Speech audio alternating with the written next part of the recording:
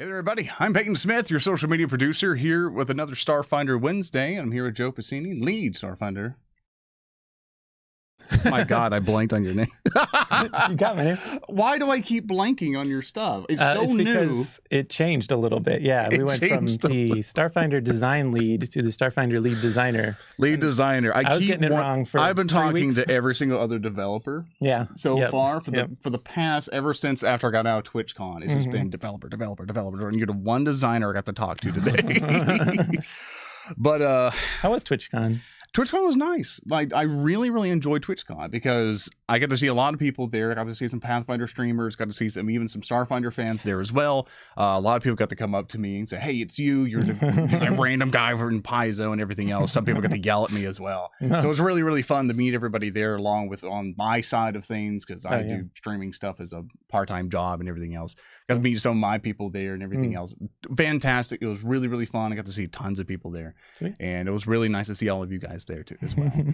But we're here for this Starfinder Wednesday to talk about the creature companions. Now, one of the things about the creature companions that we've already touched on this, and with Alien Archive 3, we did a nice overview with me. I think it was me and you on that one, I believe. Yeah, we've talked about it. I've talked about it a little bit. And a fantastic book. Still love our challenge rating. I think it was 25 Death Orb and everything else the last time we talked about it. Yeah. But we didn't really go further in depth for the creature companions. And for those of you who do have your Alien Archive 3 books, if you go to page 138, I want you guys to follow down with us, because we are going to be also at the tail end of this stream. We're going to be making a custom one with all of you.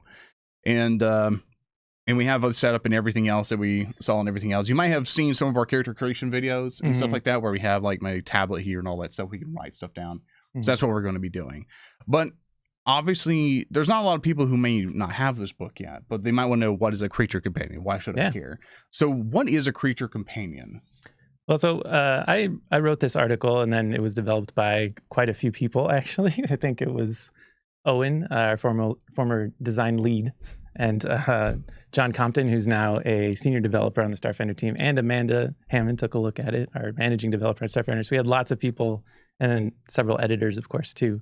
Everybody poked at this until it was where we wanted it to be. And the reason I called it Creature Companions was I wanted it to encompass kind of everything you might want to do with a little buddy following you around. Like, some people want a pet, right? So they might just want a little pal that follows them around and kind of stays out of combat, and, you know, it stays far away from grenades and things like that you find in the Starfinder universe. Others want somebody they can be like, "Hey, go bite that thing for me while I hang out back here." And others want mounts. So there's mount rules in here as well. And there's also a little bit of familiar stuff going on here. We'll look at the creature companions that are provided in this article for people before we do our own custom one. And one of those I think of as the sort of familiar side of things. But this is a system for getting your own creature companion, whatever that means to you. You know, whether it's like a show pet or a emotional support animal, or something you ride on that has many mouths and attacks your enemies with you. Can I have a spider that's an emotional support pet? Yes, you know that.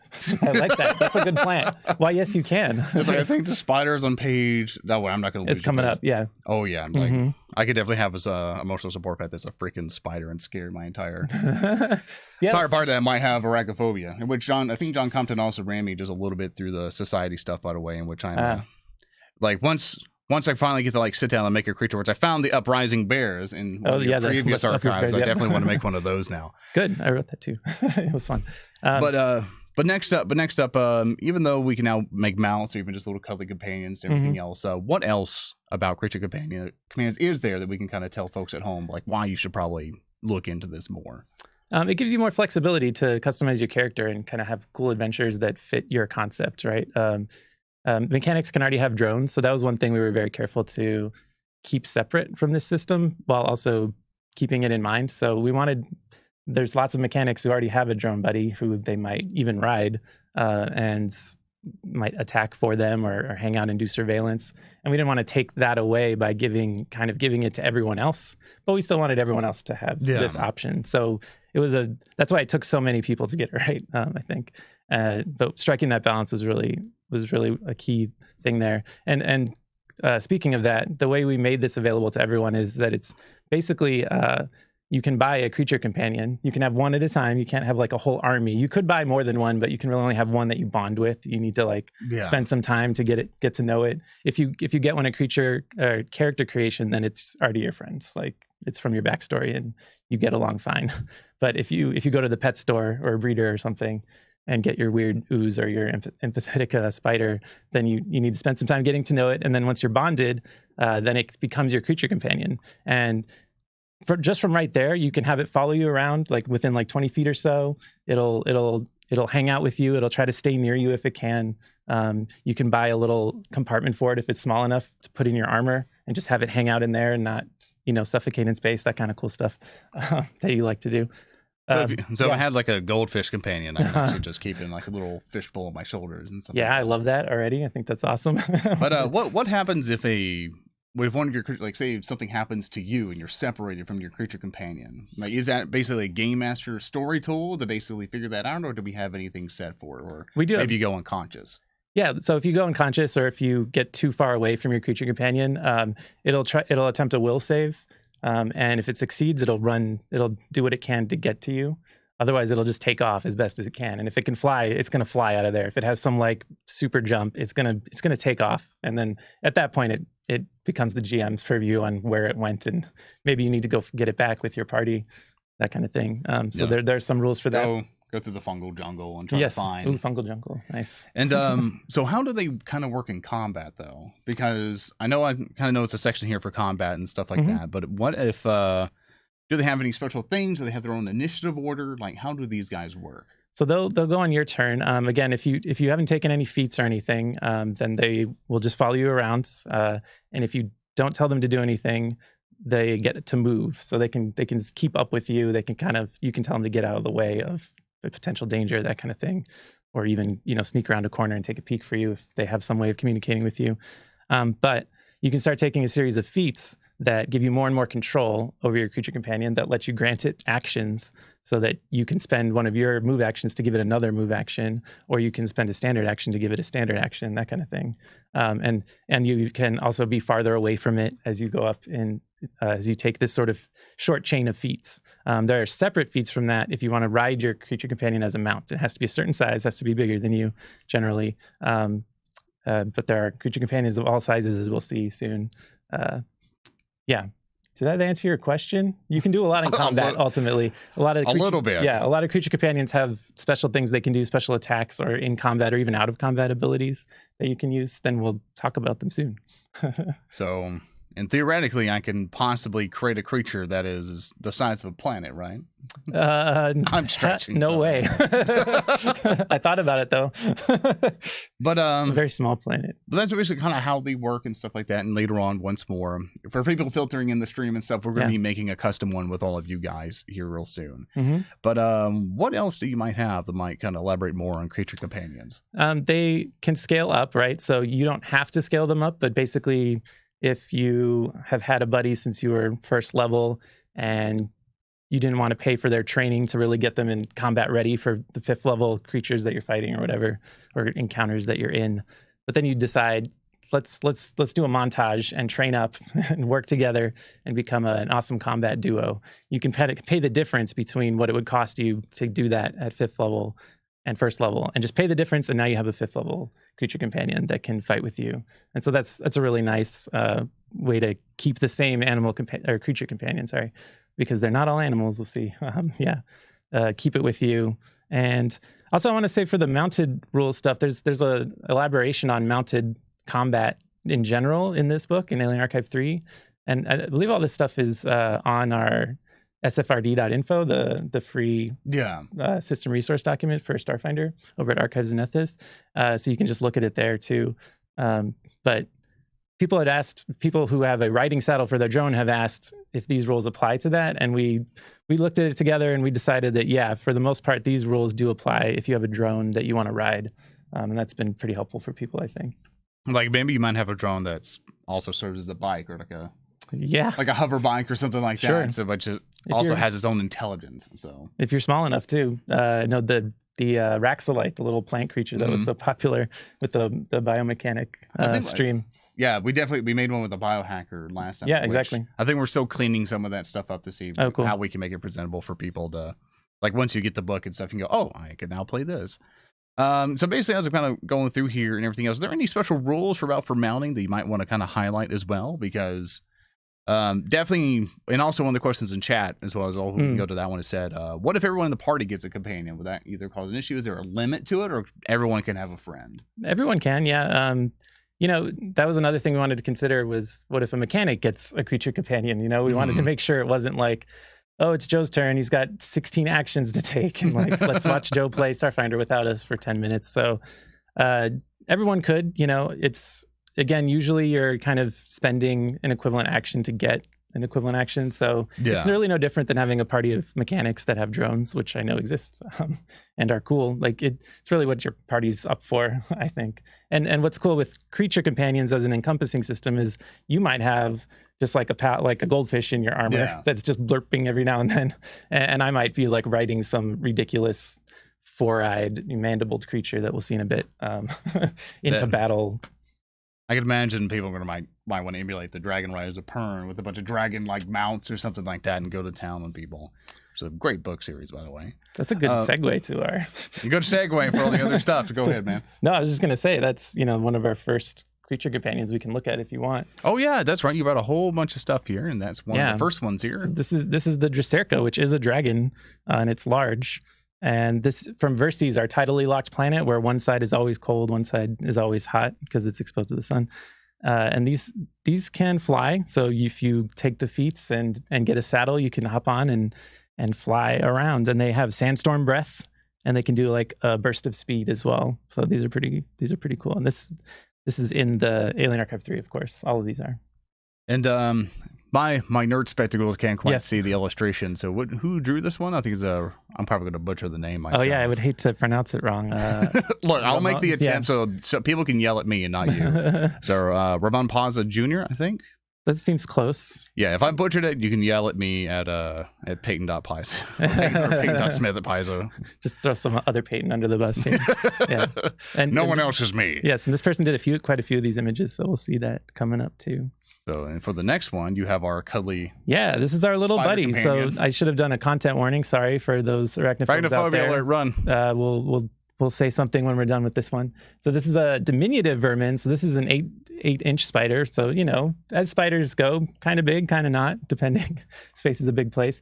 But this little pal just wants to be your friend and has a venom. Like, it's not really fair to call it a venom because it actually stabilizes people. It kind of chills them out.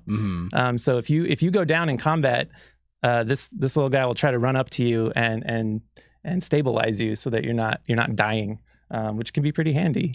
And they kind of give you a morale bonus to saving throws against emotion and pain because, look at that. That's so adorable. I like how it's called moral support. Yes, that's the ability's name, is moral support. Can I read that entire thing? Is that okay? Yeah, sure. I mean, moral support, while your empathnid companion is sharing your space, you gain a +2 morale bonus to saving throws against emotion and pain effects. Yeah, so just a little bonus there. Like, who wouldn't want to cuddle with that? I mean, I would. Well, I don't know. Being honest, I'm not sure. My character would. Actually, here has a quick question for you. What was the development thoughts behind the financial costs of the animal buddies? Oh, that's a good question. So for creature companions, we wanted to make them roughly what a permanent piece of equipment might cost. So it is an investment. So to interrupt you, I'm going to switch over to the spider. So arachnophobia people don't. So we're done with spiders. That's a great call. Yeah, thank you very much. I apologize for interrupting. No, that's great. That was really considerate, and I like it. The cost is equivalent to a piece of armor or a cool weapon or something. And again, you can decide when and how much you want to upgrade sort of the training for that sort of thing. I'm sorry, someone mentioned but if you fear snakes, yes, well, yeah, that's fair. Yeah, sorry. Let's see what else. Look, we have cuddly dogs coming up, so that's fine. Eventually, right. But what's this one here? So this is an Eshar, and these are also from Verces. They're from the hot side, the desert side, and these were used in a traditional sport and still are, like a zone capturing game where people ride them, and they can burrow. What else can they do? They have blindside vibration, and they can screech. They can actually, if you're on top of them, if you're mounted on one of these, you can burrow with them in the sand and then burst out at your enemies if you're patient enough to wait. And then they can also screech, which is a big part of the game in my headcanon anyway, is just letting out this horrible screech that freaks everybody out around them. So I think that's a great one to sort of wind into battle on. It's like, I wonder how you're protected when you go underground. I think does it just eat you? I think they make sure there's a little extra space with a pocket of air. I think, yeah, you can be in there for a short amount of time. And they're huge, which means that our large friends are not left out of having a mount because they can hop on these no problem. Like a Shobad could ride one of these easy. It's like, I'm just thinking of like riding sandworms or something like that with just a random saddle. Something, but I know it would be probably the most inconvenient way to ride that thing. Well, you see that ridge behind its head, kind of? I think that pushes the sand up and out and makes a pocket that, yeah, sure. A bunch of science-wimey excuses and everything. No hand-waving here. But for the next one here. Oh, yeah. So this is the Pachycephalosaurid, which I said perfectly. Let's celebrate. Okay, I'm done. I'm not trying to. And this, looking at this, you can guess the kind of cool things it can do, which primarily include butting its head against things real hard and hurting them. So it can do a bull rush kind of thing with you. If you're mounted on it, you can do a headbutt attack. If somebody provokes an attack of opportunity, then your Pachycephalosaurid can go ham on them, which I realize I say that a lot. I'm going to stop saying that. But yeah, everyone knows what a dinosaur is. And I have a insider developer question for the most part. Oh, are these names of body slam and headbutt inspired by a specific thing that maybe creatures that you have in your pocket or summoned forth to battle? Your question is not very effective because I'm not really picking up what you're putting down. I don't know. So I now really just want to have an entire Starfinder campaign where it's nothing about like creature companions, where we just battle with them. And it's a tournament scene. I will say we don't have rules for fighting your creature companions. We're not monsters of any variety. If any of you take that idea, please send me images and everything else. Or even if you do like a podcast or a stream, I will watch that like day and night. I'm not saying I wouldn't watch it, but no, Thirsty, there are no small metal balls for these horrible people. I mean, there might be. We'll see. I'm treading the waters of lawsuits here. All right. So next up that you have. Yeah, this is my favorite. So this is a Prug. Now, a Prug is an ooze, which are normally mindless, but your ooze companion, of course, is not, because it can hang out with you, and they're very curious and they're very active, and they usually like bond to someone, and that's going to be you probably if it's your creature companion. And they can mimic. I don't need that thing bonding to. Well, it can look like a lot of different things, is the thing. So we see one kind of mid-transition here. Oh, by the way, I should mention a lot of this art is from the Alien Archive 3 pawn box. So people who have Alien Archive 3 in front of them are like, where's my Prug art? Well, we got to order extra art for the pawn box. So there are pawns of some of these that we've seen that you don't see in the book necessarily. So that was pretty exciting to get to bring here. It's a little early to be showing this, but I don't care. I like spoiling stuff. I was going to ask, did we release that box yet? Heck no. It's going to be a minute, but it's coming, and I'm excited. So Prugs can imitate objects, which what did we say in the book? That xenobiologists can't quite figure out how they do it without being able to see, but they can mimic color and shape. So this one's actually probably mimicking a stuffed rabbit rather than a living rabbit, and it's like on its way in or out of looking like it. But they love doing that stuff. They can. Convincing accessory is the ability name, where you can. If they can look like something that would help you form a disguise, like a cool sash or something for a dignitary, then they can become that, kind of hang out on you, and then you get a bonus to your disguise check to look like that. Now, my question for them is that, obviously, one of the things that I definitely want to ask, for one, design-wise, is like, do we know who came up with this creature? That was all me, yeah. I really wanted something like that. So did you want it to basically be because obviously each creature that we're going to be going through obviously might fit a certain play style or fit a certain flavor for a lot of characters. Where did this one kind of come in for you? Like, did you look at this one going like, I really want something that could transform the things and be something very unique, like it turned into a scarf or something, or Treasure Planet? Treasure Planet. Yeah, there's an ooze, shape-shifting ooze that I loved as a younger person, and I just wanted something similar to that. It was kind of inspiration. I see a question here if they could mimic humanoids or halflings. No, they mimic objects primarily. So that's why I say this is probably turning into a stuffed animal of some kind. And for reasons. Actually, one of my other questions for it is, say for example, like To make sure I understand, is it always ooze-like, like even when you touch it or stuff, or when it mimics, like say for example, I wanted to mimic a tie. If I touch the tie and everything else, does it feel oozy, or does it 100%, well, very realistically, as much as it can, its ability to replicate that? I would say it depends on your perception check, Payton. Because, I understand that. No, let's say if they fail it. Yeah, that's in the rules. Well, I'd say a fun way to say that the creature succeeded at the perception check is to be like, wait, this tie is a little like moister than most ties. Like, what's going on here? You dipped it in some wine. Yeah, good on you for like feeling up someone's tie to see if it's real. That's like really perceptive. That design looks really nice. Yeah. But it's really that's ooky. clever. Yeah, that's how you disguise the perception check. But next up, what you have here is so this is a famous creature, the Shotolashu. This art is from before. We have new art for the pawn box that I'm not showing you here. So I'm not spoiling every single piece of art that's coming in the pawn box. But the Shotolashu is a famous mount for the Lashunta people on Castrovel. And we've actually done them as a creature stat block already in Alien Archive. Was it 1? Everybody remember? We'll hear it in chat in a bit, hopefully.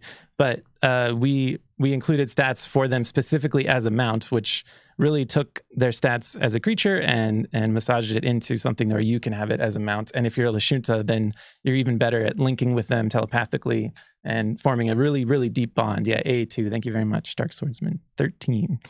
Yeah. So we had to, when you're talking about mounts in Starfinder, you have to talk about Shotolashu. So we had to have them in here for sure. And and did you make this creature as well, or did somebody else in the company? This was more of an adaptation of who wrote, and I wish I could remember who wrote the original, but I do not. So there we go. Because I was going to ask whoever it was. Yeah, I was going to ask you, Sarah was like, why does it have this ability? But we can go next off, which I think is... This is another favorite. This is definitely an Alien Archive 2 creature called the Teshtari. And this is new pawn art, of course. The Alien Archive 3, if you have it, there's a box full of puppies of these, which I think is adorable. But they're pretty serious. They have sort of fiber optic fur, and their nickname is Laser Wolf. They're laser wolves. And so if you have one, for one, yes, it can shoot a muzzle beam. I like how you looked at my, like stream couldn't see it, but my brow furrowed going, range attack, muzzle beam. Yep, and it has a critical effect of burn. So yeah, you don't want to mess with somebody's Teshtari friend. But they also have a diverting coat because they kind of have, like I said, this shimmering fur. So if something's fascinating you, your Teshtari companion can kind of like shimmer at you and kind of break that effect a little more easily. So what you're telling me is that if I'm fascinated with something, they try to compete. Yeah, exactly. They're like, why aren't you looking at me? I'm beautiful. It's like, look at my five optic fur.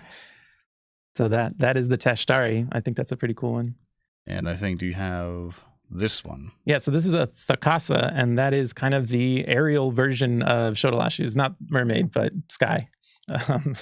And they're not in vogue as much because there are flying vehicles now, but people do still ride them, and you can too. And they can do some cool stuff like a death dive from really high up. And also, if you fall prone, some of the rules in here about mounted combaters, if you would fall prone while you're mounted, you fall off your creature companion.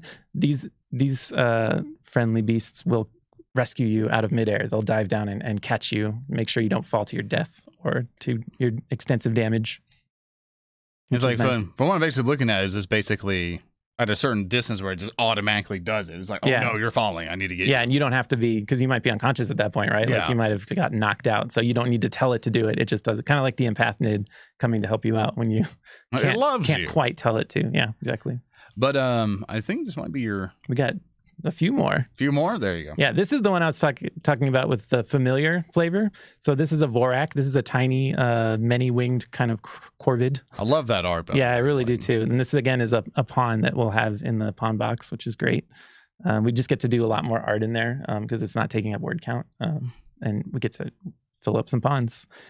So this is I think of this as a familiar partially because I wanted to make sure that existed here. And also I gave it some abilities like magical transference, where once a day you can have, as long as you can see it and it's within your control and everything, and it's within 30 feet, you can cast a spell as though you were in its spot. So it sort of casts a spell for you. That's extremely helpful. Yeah, it's maybe too helpful, but I like it a lot. So I think it's cool.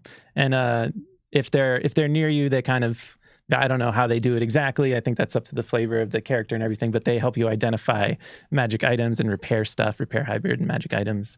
They're kind of your magic pal. Yeah. And one of the questions I want to ask you here is basically to the book is once more, like I'm still learning Starfinder as I am going through these streams with you and everybody else. But why? What explain for me and also for new people? What is the levels of 5 to 12? Is that basically just for the creature only how far it can go, or is that like a base requirement? Yeah, so you're noticing that all these creature companions in the book have level sort of requirements, level brackets. I'm not sure exactly what to call them. But that's to give guidance on when they're generally available for purchase. So, for instance, the Tashtari is 4 to 20. So that means, you know, a true Tashtari puppy is going to be way too wild and uncontrollable. Yeah. But around level 4, 4th level, then you can really bond with them and create that creature companion bond you need to actually control them in battle and have them listen to you rather than just muzzle beam whatever they feel like. And then they can become really strong. They can go all the way up to 20th level, and most of these can get pretty big. Proogs, though, for instance, are levels 1 through 5 because they're never really going to be something that is like attacking an enemy and murdering it. Really, although they can. I mean, they can use their pseudopod to bash things about. But at a certain point, when you're facing ancient dragons, your Proog is not going to be the one to get the killing blow. So that level range is really just to give an idea of when these are available and good for creature companionship. And I think next up what you have is the Walloped. So this is another classic Pathfinder creature that was a creature in Alien Archive 3 in this very book that we wanted, again, like it's very much a mount. This is the War Walloped in the entry if you read about it. They're a sort of herd animal type thing, but they also can have armor put on them like this picture and go to town. So they also spit, I guess, is the best thing I could say about them. It's literally spit. There's no special. It's spit. No, it spits at people. I mean, they're good in the snow, and they can keep you warm in the snow too. Like they have a warming presence, but not just emotionally, but physically keeps you toasty in the snow. You don't have to cut it open to do that. You just ride it, or even just be adjacent. I thought about it like, oh man, I should make that. But I know. No, bosses will appreciate our references. But next up, I think you have. So this is the last one that comes in the book, and that's Yasakaja, and this is a brand new one. Interestingly, we in Adventure Path number 2, way back now. This is like 2017, I think that came out. There was art of this creature with somebody writing it called an Ukulam survivalist. So we had this cool creature that was clearly a mount because someone was sitting on it in a saddle. And we're like, well, that should be a mount. Like we should give people the stats for that really cool looking thing. And this is a really agile mount that can climb and leap. It has a climb speed. That's true, right? Yes, it very much is. And it has mandibles that it can, if it crits something, it can get some acid in there and do some real damage. But it's just a cool looking creature that we got to bring forward and make rules for, which I always like doing that. We always try to name drop things and in this case art drop things where it's like, well, we have this cool creature, let's expand on it. And for designing majority of these, and also I'm sorry, do we have like one more? No, that's the last one in here. Yeah. Cool. One of the things I've always been curious about, especially when you make creatures like this and everything else, is there usually like a design process whenever like we into a thing, or do you just come up with creatures and just go, I think this would be a cool pet, I think this would be a cool mount, or are we trying to fill space by basically going like maybe certain characters like our casters, like with the I apologize, the Vorak and stuff like that. You can memorize all these in one. It's going to take me. I have to look too. I don't know. I have volumes of college exams. So I'll remember that. Like the Vorak, I really like the Vorak because it really obviously caters over to the magical people, right? Exactly. In a very tech heavy game. But it's a case of whenever you kind of go through all this, are you trying to fill niches that you think might need to be filled, or are you trying to just find really cool creatures that kind of can't be player races, but you really want people to at least have some control over them? All of the above. All of the above. Yeah, we want to provide as much as we can to as many people as we can. And like you pointed out, Vorak is perfect for our spellcaster. And so in some cases it's like, what do I think is cool? Or, on the team we talk about, we brainstorm stuff like what is a neat thing to have in our science fantasy game that, we'd feel like we were missing something if it weren't there. And then I, as lead designer, I'm always looking at stats. And so I'm looking at the creature type and how the size and the levels it's available and the speeds and the senses and and the abilities, like the offensive ones and the more out of combat ones and the more defensive ones. Like, so it's just balancing a million things at once, and it's a lot of fun. It's like it's like an Alien Archive in a weird way. Yeah. But there's this one last column here. I was going to say, there was another section that was dying on me. So it's just a little bit at the end for some equipment. So that is so you can keep your creature alive. Basically, we talked about the pet carrier, which is actually carried over from the Squawks entry in Alien Archive 2. And that's just so that if it's just a pet, just somebody, and it's small enough, you can keep it with you and not worry about it suffocating in space or getting irradiated or whatever, generally. And then there's also a riding saddle, which you need if you don't want to take penalties when you're riding most creatures. And those, they're not the most expensive items. It's just you pick it up if that's what you want to be doing. It's not a big deal. And it's based on size, because bigger saddles cost more. And then there's an environmental field collar, which I think is really cool. It's a kind of one size fits all collar. I say one size fits all, one size fits each size, but any medium creature can use an environmental field collar that's medium to basically act as a spacesuit so that you can take them on spacewalks with you if you need to. I assume it's like a shield that kind of goes over them and kind of does it's like an energy field that just covers them without looking too goofy, not like a big bubble suit like Michelin Man kind of thing. Yeah, but it's all well and good and everything else, but say for example that like I don't want any of these. What is there? Why not? Because what's wrong with them? Payton? Maybe I don't like the spider. Well, that's fair. You don't want to open that page. Yeah, that's legit. That's totally legit. All right. Well, so, but say for example, if I wanted something that's similar to that spider, but was different in my own. You're out of. Oh wait, no, we put in rules for making it. Yeah. Exactly. I'm segueing, Joe. That basically say for example that if I want to make my own creature, maybe I have like a fantastic idea. Maybe I'm working with my game master saying like, hey, I've always wanted, like, maybe there's like a dead pet that I have and I really want to represent it in my own game or have some representation of it. Is there, or I know there's rules for it, but can you help me out with the rules and everything else? And I think chat, I want you guys to help us make a creature as well. Yeah, we got do some this. polls and everything else for it. So step one, I want to make a custom creature. Where do I start?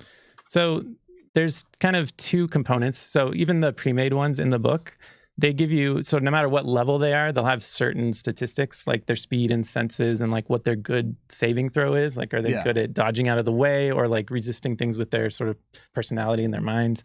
And those won't change. Just the numbers associated with them will change. So there's a chart in there for every level, what those numbers are.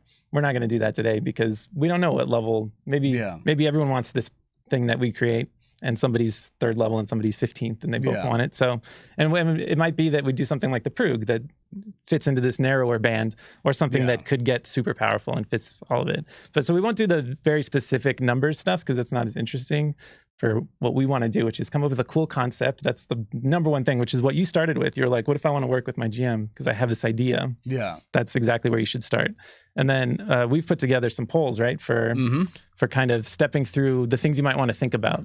And so the kind of first thing that I wanted to think about here was the creature type, because that can really guide sort of the shape of the creature, some really fundamental things about it that I think help solidify the concepts in your mind. And we have a few other steps, but it's actually kind of informal, which I like. You can kind of pick, and you could just grab what, like maybe you like the spider a lot, but you just don't want it to be a spider. Yeah. You know, like you want it to be, I was going to say a fox, but I already have the squawks. So I don't know, some other creature like an aardvark or something. Yeah, an aardvark. Platypus or something like that. And pathvark.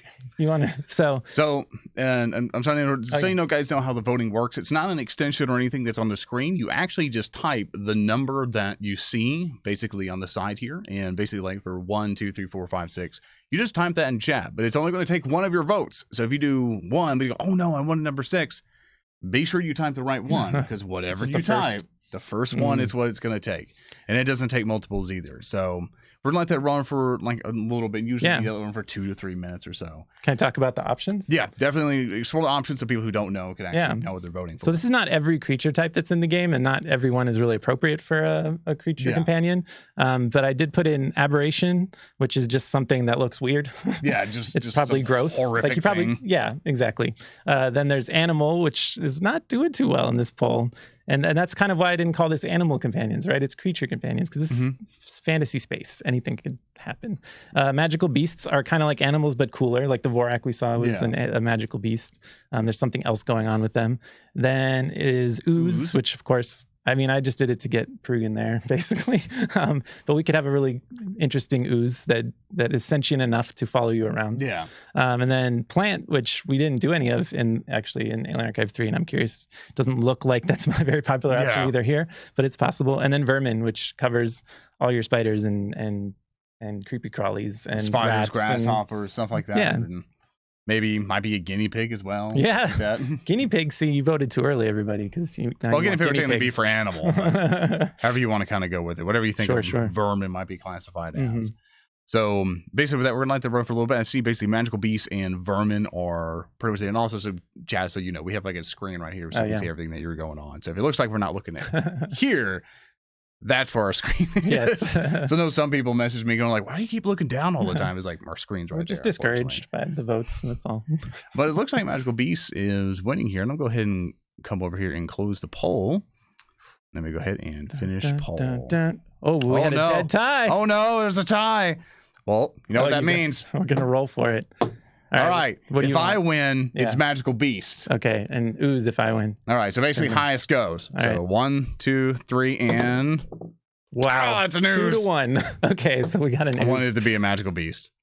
All right. I'm very interested to see what we do with an ooze here, because what could beat the Prug? I'm very curious. So one thing we need to write down real quick is go here. You kind of see all of our writing stuff and everything else. Yeah, and you can see my excellent handwriting. And so, you know, this is on the Starfinder character sheet. You don't really need this character sheet to basically use it. We kind of went to the ability section just so we can have something to write down on and show you everything else. And also a spot where you may want to put your creature companion stuff in. I'm definitely going to draw it around here. And I'm really glad we picked ooze for that reason, because that should be pretty easy to draw. I'm not an artist. So so I just wrote ooze there with a big gap before it. And that in that gap goes the size, because we want to know how big this thing is, which, you know, the considerations here are like, can we ride this thing depending on what character we might have? It's gonna have to be probably, I mean, unless I'm misremembering, I'm just gonna flip and make sure. Yeah, see what we can actually do with it.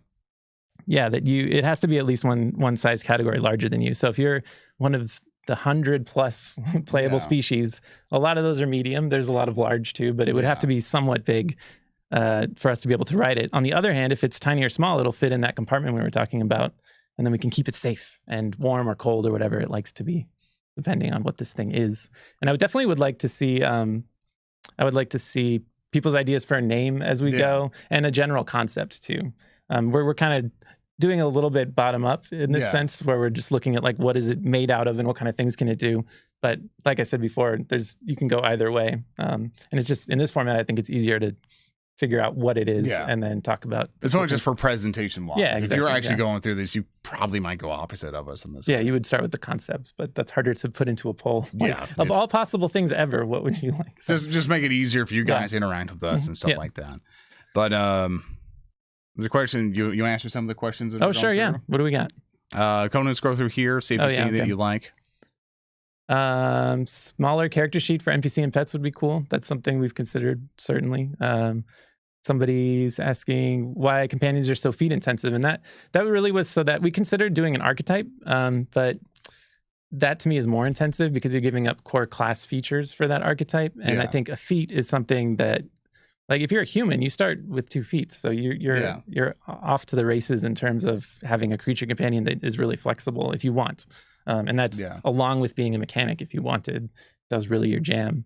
I hadn't thought till now about like the fun drone creature companion interactions you could have where they like bicker with each other for your attention or something. Anyway, and feat intensive, I'm not really sure. I think you can kind of stop where you want. The chain is only 4. We do try to avoid feat chains for the most part, and there's only really 4 feats, and they do give you significant advantages in terms of how much more control you exert over your creature companion. So I think it's the best balance we could strike. Yeah.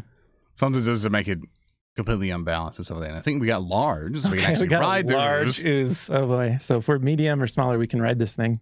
Well, that's fun. I'm going to write that down then. Large. Okay, so we have a large ooze so far. Yeah. Already, this is weird. Yes, absolutely. But that's exactly the way I like. That's why I like having chat here, because they make possibly, in my opinion, the best combinations.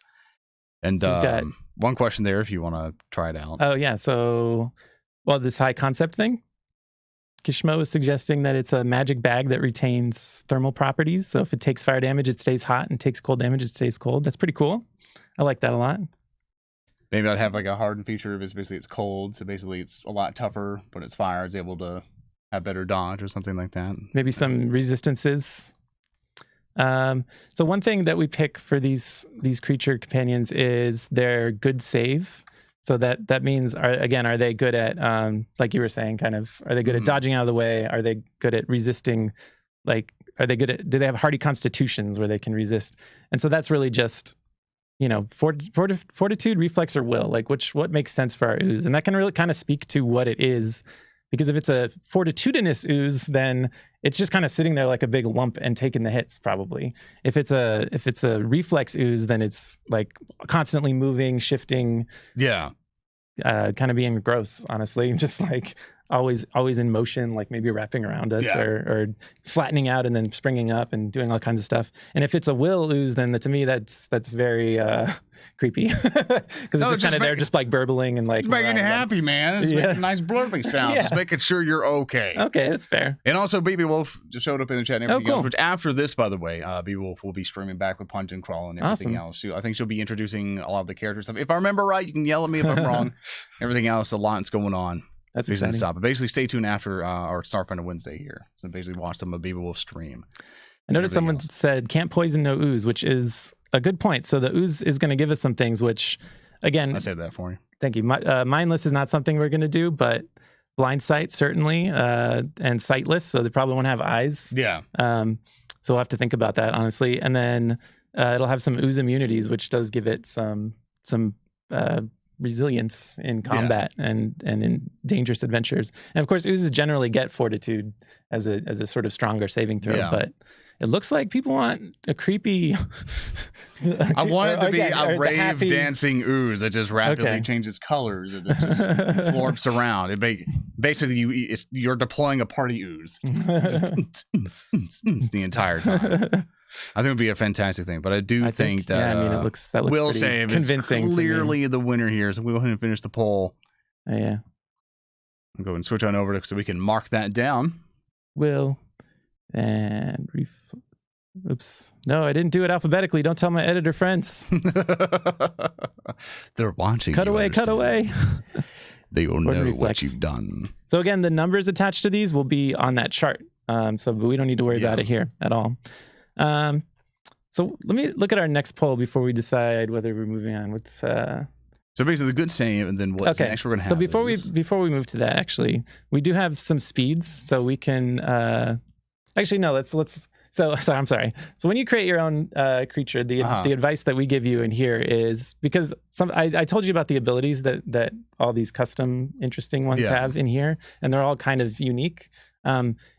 Just to keep things balanced and keep everybody safe, where you don't end up with a creature companion that's like better than half the party combined or something, we gave the guidance of look at the Alien Archive, the first volume, which again is on free online, and pick a free special ability and a standard special ability as advised in Alien Archive 1.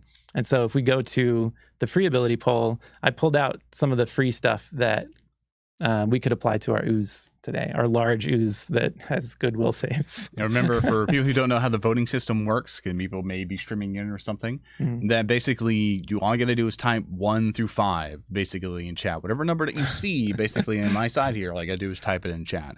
But go ahead and explain them which of the options are, so people know what's going on. 7 people vote for limited telepathy. I just imagine just doing rave songs in your mind. Apparently. Well, amphibious, of course, means it can breathe in water and air, which would be cool, I guess. For certain campaigns, you might want that. A burrow speed could be cool, y'all. Like, it could even like kind of seep out of the sand or something and then form. But a climb speed is also kind of interesting. Might have a lot of like cilia or something that it can climb really well. And fly speed, I think, is kind of interesting. That'd be harder to explain for an ooze. I feel like saying that is going to kick up the votes for that somehow. I mean, then It could be flubber at this point. Yes, We don't know. yeah, exactly. And then limited telepathy, of course, means it can talk into your mind and other people's minds, which apparently means it's going to have a language. So it's not just not mindless, but language is it's got a lot to say. Yeah, exactly. I want this companion. Does it like strobe different colors? Yes. Yes. That's exactly what it does. You throw it out and it just injects party music. It goes mind, or it's just a slight thump. I like that. That could go a lot of different ways. Yeah, we can think about that for our standard ability when we get to that. We all want this companion. I know. But I think want it. I think limited telepathy is basically that's sort of basically the winner. There was no chance. There we go. All right, so I'm gonna write that down as it's limited telepathy. I told myself I was going to try to write neatly, and then I immediately abandoned it as soon as I started. We'll try to clean it up later and give it to people. It's more authentic.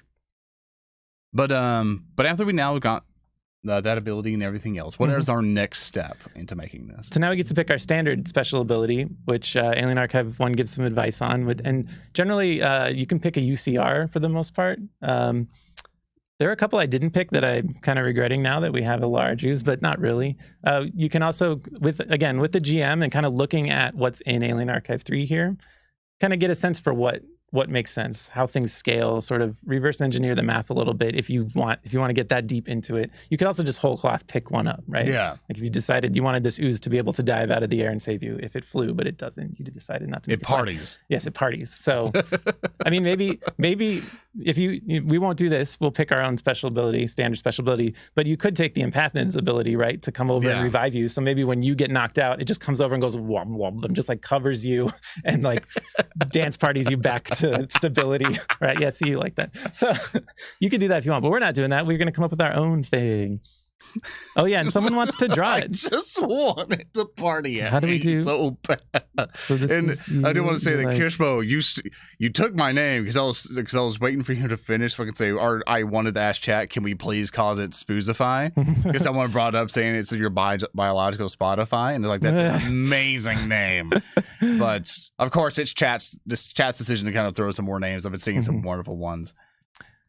I think it's just whatever wonderful things. What if that ooze is the creation of an icon-themed biohacker? Oh, yeah, I like that. And we have an icon-themed biohacker. Funny they should mention that. But awesome. I think we have one last poll. Yeah, so the standard special ability. Let's take a look at it and see what we want. So the Empathin one is one we could do. So for here, we've got a breath weapon, which I don't know makes much sense these days.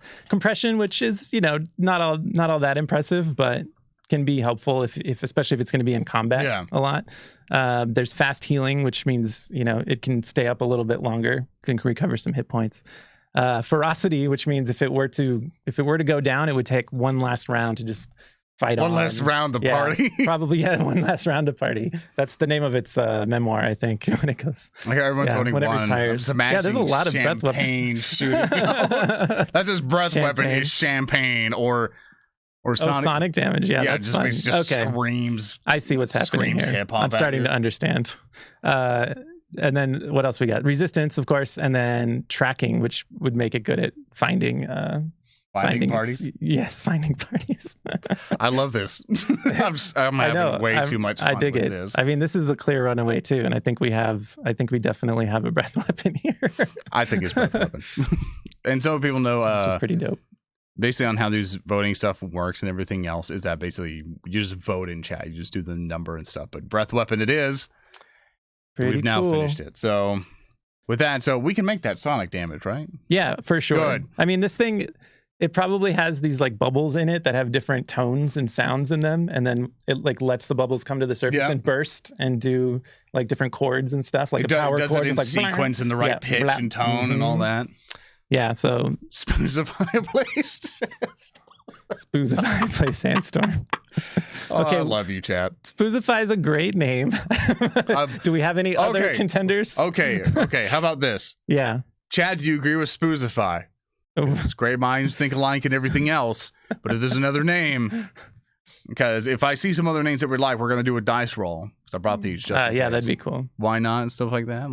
I mean, so I definitely want to hear spoozifying. What's that? Ostomatone? Am I pronouncing that wrong? Yeah, I'll show the character sheet and see your lovely art that you made. Yeah. So this was on a previous concept. Of course, we don't have that concept anymore. It's a party ooze now. Let's get rid of this body and just do.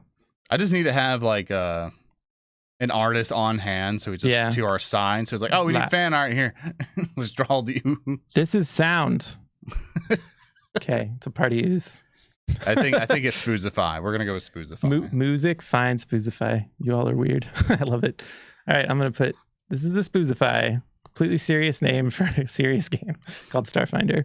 Can people use this in society play? Absolutely not. You trying to get Thurston to murder me? I wanted to use it so bad. So now I have to say, and we're sorry, it's not sanctioned. Oh, well, he just said society legal. So Thurston said it. He's the one who makes all this. You heard it from me. That's the call. It's all caps, which, you know. Thurston, is it legal? Is it 100% legal? Can we make it legal? Screenshot that real quick. It's true, 100%. I want a blog by tomorrow that's saying that spoozify is now legal. I mean, to be fair, we don't, we haven't given it a speed or space and it doesn't need a speed. No. Its speed is partying. Its speed is from 0 to 11. Yeah. I'm proud of you. Thank you so much. Okay, let's hurry because the BB does have a stream coming up. Oh, yeah. Let's go ahead and give it a speed. Now, how do we determine its speed? I mean, at 30 feet is safe because that's what most PCs will have unless they're invested in it or something, or unless the creature has a reason to be 30. For an ooze, especially an Udi that's like partying, I don't know. I think maybe 20 is a better. I think on 20, yeah. Let's do it 20 foot speed for that. And for its attack, it probably has a pseudopod, so like a melee attack that's a pseudopod, and that would do bludgeoning damage. And again, is there anything we can do that gives it sonic damage? That's ranged? Oh yeah, so we got the breath weapon. Okay. And so that I didn't know if we could have two of them because two speakers are better than one. I like really focusing on it. Just like every 1d4 rounds or something, it just goes like blow, like lets the bass drop or whatever, or unlets the bass drop. That doesn't make any sense. So for the pseudopod, we'll just note that it's bludgeoning damage probably, and then although we could tweak that maybe to be some kind of weird sonic thing. And space and reach is based on its size, of course. So I'll just put that 10 feet. And that's basically it. Again, then you would just plug in all the numbers from the chart for whatever level you decide to grab this thing at. And I feel like you could have a little tiny one that's like, doop, doop, doop, like Calliope style, and then get into. We do have a large ooze though, so it would technically be larger than my character. So yeah, so you could also ride this thing. Feel the bass, really. You just kind of walk inside of it, and it's just basically you just hear. Sure, but it's like a big inner tube. So for the most part, our creature companion is done. Yeah, at this point. Yeah, I mean, we didn't give it senses, but let's give it a quick sense. Yeah, you can do either parentheses party, or what type of senses we want to give it. Let's give it blind sight, beats. Sick beats, which is really just vibration, and I'm being funny, very funny. Blind sights, what am I doing? Don't tell the editors. Blind sight, vibration, 60 feet, why not? Can find a party anywhere. And now for these numbers that we're putting on here, because some people might be wondering, can we just put anything? Like, is there a requirement to that? Or you kind of want to look at what's available. People can see me looking literally at the at the existing companions, but that's also in Alien Archive 1, where you see the free abilities. And again, this is a sightless creature, so it makes sense to give it a precise sense, like blind sight, so that it can specifically target things. Otherwise, it would just kind of have a sense of where things are. That's a cool concept too, though, honestly. Like, and again, if you got this at first level and you just wanted, I mean, it's not going to fit in your armor pocket, but it could just hang out behind you and maybe take a grenade or two from time to time. But so basically, we've now made Spoozify. I really don't like that name. I'm really disappointed in everyone. I'm sure there's other good names. I'm going to watch. I mean, other good names. This is a good Chad, name. do you think this is an amazing creature companion? Because I think it's amazing. I love the companion. No, I love the companion. I think the name can use some workshopping. I think the name's amazing. Well, fair enough. I think it needs a theme song as well. Yes, but I agree. But basically, chat, to kind of go over, but we now have a large ooze. We created a large ooze that basically named Spoozify. Yeah, so you can't even say it. Senses are blindside. All Base that blob. See, I already like that too. Party jelly. Basically has a will save. Pretty much how much is a good save will save? Well, again, it depends on the level. So that's at first level, a good save bonus is going to be a +4. So it's pretty reasonable for a first level creature, and that just obviously goes up from there. Whereas it's fort and reflex, not so much. It's not as good at getting out of the way. Yeah, of it doesn't need to get out of the way. Yeah, no, it knows where it's at. And speed's 20 feet, something I think that's generally normal for a lot of races in general. Yeah, I mean, you might have to. Default's like 25 most. It might be huffing behind the party if you're like trekking through the jungle or whatever, and just be like, it'll figure it out. But you'll know where it is. You can hear it. And this is a normal melee attack, space which reaches up to 10.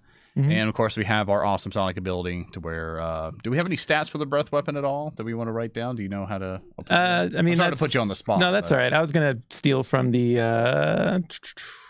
Eshar. Is it? No. That's the one thing I want to finish up before we have to end here. Okay, the Dracerca, the first creature we saw with it has a sandstorm breath, and so we can just do a sort of a 60-foot cone, a real big cone, every 1d4 rounds that targets EAC, and the numbers for that will be in the chart that we talked about too. Because why get bogged down in that kind of thing? Cool. And with the blast property, that's all the specifics that some people are interested in, some aren't. So I think we're done at this point. Yeah. So with that, we're going to go and end it off here for a little bit and everything else. I wish we had time and everything else. Basically going through it all, even making the creature and everything else, it takes some time. But relatively, I think it only took us like, 25 minutes to make or so? Like maybe if that, almost for like 30 minutes max, really.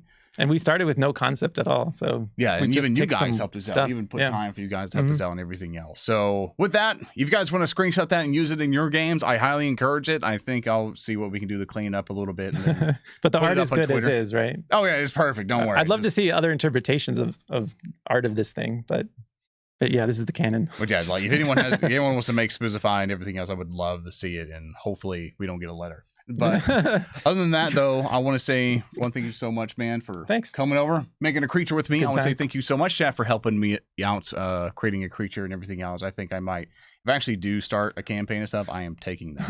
I want Spoozify to just deploy him.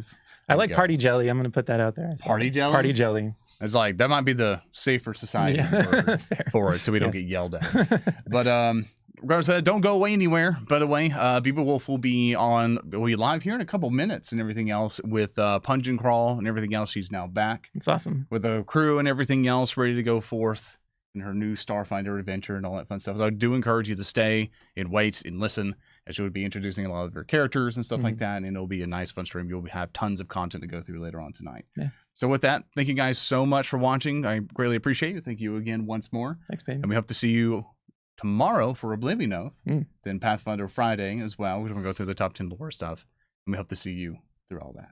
Cool. Thank you guys so much. Love you all. Take it easy, and I'll see you next time.